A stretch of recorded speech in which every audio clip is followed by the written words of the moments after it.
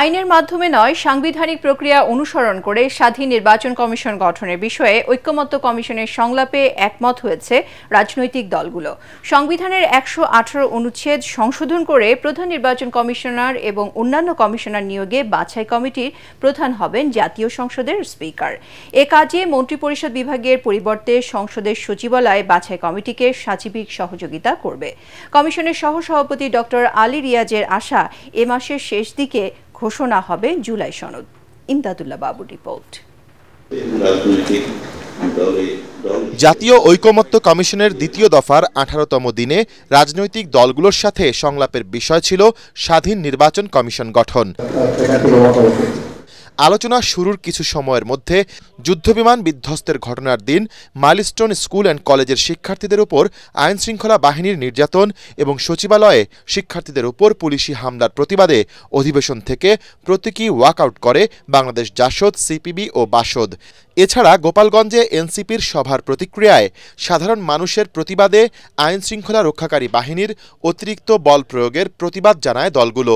আমরা আমাদের কার্যক্রম অব্যাহত রাখবো। তারা বলেছে এটা প্রতীকী 10 মিনিটের জন্য। আমরা নিঃসন্দেহে আশা করছি তারা ফিরে আসবেন এবং আলোচনায় অংশগ্রহণ করবেন। 10 মিনিট পর আবারও অধিবেশনে যোগ দেয় তারা। রাজনৈতিক দলগুলোকে সংবিধানের 118 নম্বর অনুচ্ছেদ সংশোধনের প্রস্তাব দেয় কমিশন। এ সময় সংখ্যাগরিষ্ঠতার ভিত্তিতে স্বাধীন নির্বাচন কমিশন গঠনের বিষয়ে একমত হয় দলগুলো। নতুন সংশোধন অনুযায়ী প্রধান বিচারপতির বদলে সিইসি এবং অন্যান্য কমিশনার নিয়োগে 5 সদস্যের বাছাই কমিটির প্রধান হবেন জাতীয় সংসদের স্পিকার। এই কমিটির সভাপতি হবেন স্পিকার নিজে। এভাবেই সর্বসম্মতভাবে একজন চিফ ইলেকশন কমিশন এবং অন্যান্য কমিশন যেগুলো আছে সেগুলোকে একজন করে প্রেসিডেন্টের কাছে পাঠাবেন। এখানে প্রেসিডেন্টের নিজস্ব কোনো আর চয়েস থাকার সুযোগ নেই। নির্বাচন কমিশন আক্ষরিকভাবে স্বাধীন হলেও বাস্তবভাবে স্বাধীন ছিল না।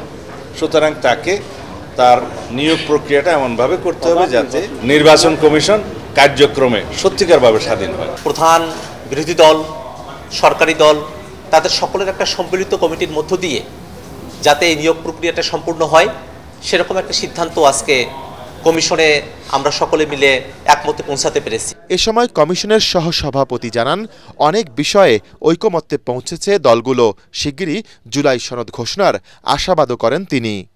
প্রধান রাজনৈতিক দল সহ সমস্ত রাজনৈতিক দলগুলো তাদের নিজস্ব অবস্থান থেকে বড় রকমের ছাড় দিয়ে এমন একটি জায়গায় এসেছেন যে বাংলাদেশে ভবিষ্যতে স্বাধীন এবং কার্যকর নির্বাচন কমিশন প্রতিষ্ঠার ক্ষেত্রে বড় সহায়ক হবে। বুধবারের সংলাপে 30টি রাজনৈতিক দল অংশ নিয়েছিল। ইমদাদুল্লাহ বাবু, ATN বাংলা, ঢাকা।